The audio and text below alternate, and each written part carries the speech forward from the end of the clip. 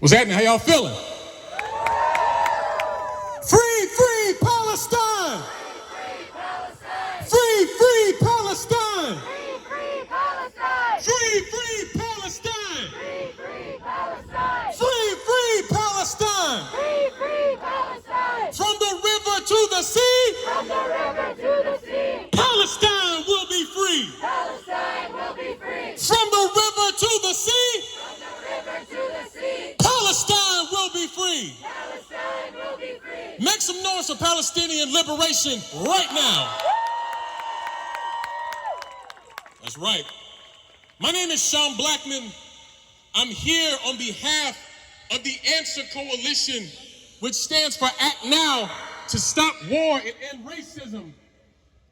And we're here today standing against yet another example of Israel's constant, incessant, unyielding, brutal, racist, settler colonial violence against the Palestinian people. Now, just last year, we saw a similar thing, right? This is nothing new. We saw an attack on Al-Aqsa Mosque. And what followed? What followed was an 11-day bombing campaign.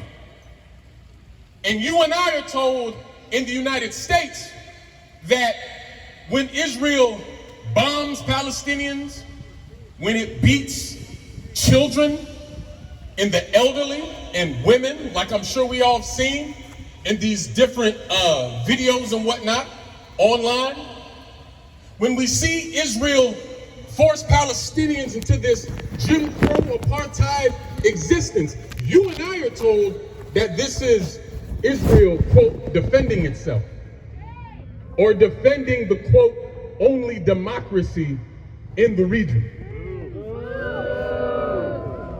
First of all, you can't have no democracy in a settler colony. Let me hear you say there's no democracy in a settler colony. There's no democracy in a settler colony. But we're here in the United States, right? This is the country that tells the world that it is the paragon, an exemplar of democracy, the ultimate defender of human rights, this crusading force for good on the planet Earth.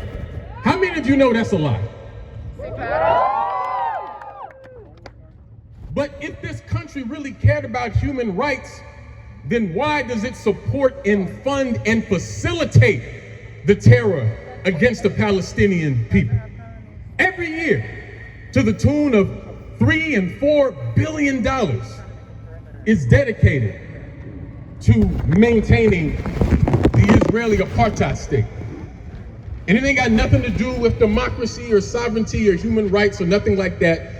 The United States needs an outpost of imperialism in the region. Because what you gotta understand about the US is that it is concerned first and foremost with what it calls full spectrum dominance. And y'all, full spectrum dominance is nothing but world domination.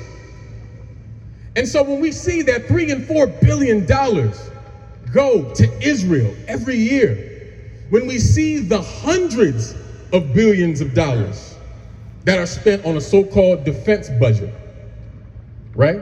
Although it's not defending anything, what it's defending are the war profiteers, the 800 some odd bases and military installations the U.S. has across the globe. That's right. That's what they're defending, but not defending you and me, right? And so that money is money that is stolen from the American people.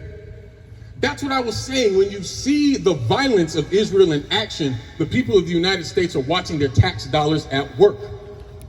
Did you all know that there's 140 million people living at or below the poverty line in the United States? Millions of children going hungry.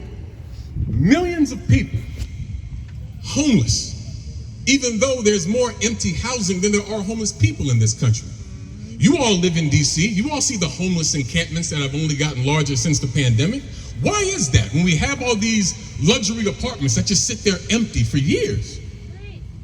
It's because the U.S. never can seem to find enough money for things that actually sustain life.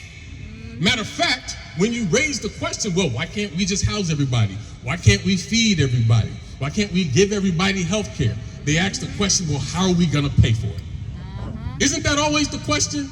How are we gonna pay for it? Like they can't possibly think.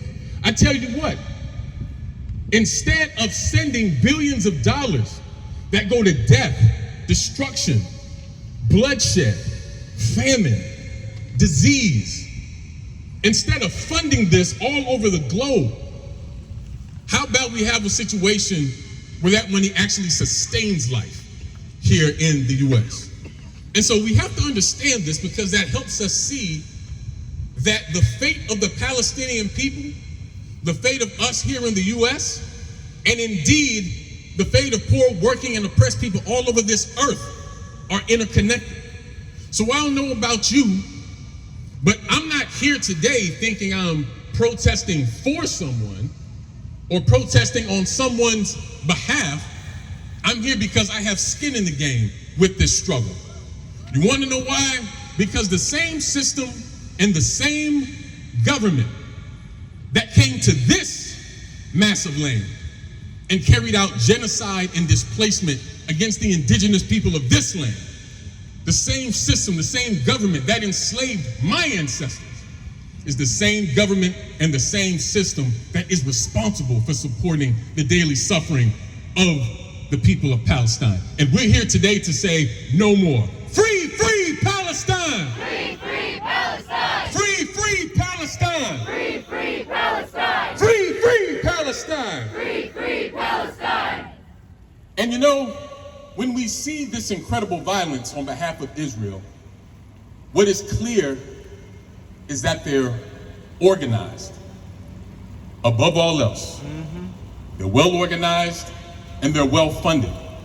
So if you and I are ever gonna hope to bring an end to Israeli apartheid and its settler colonial regime and the suffering of the Palestinian people, and an end to U.S. imperialism that contributes to that suffering, we have to be organized. We have to be united.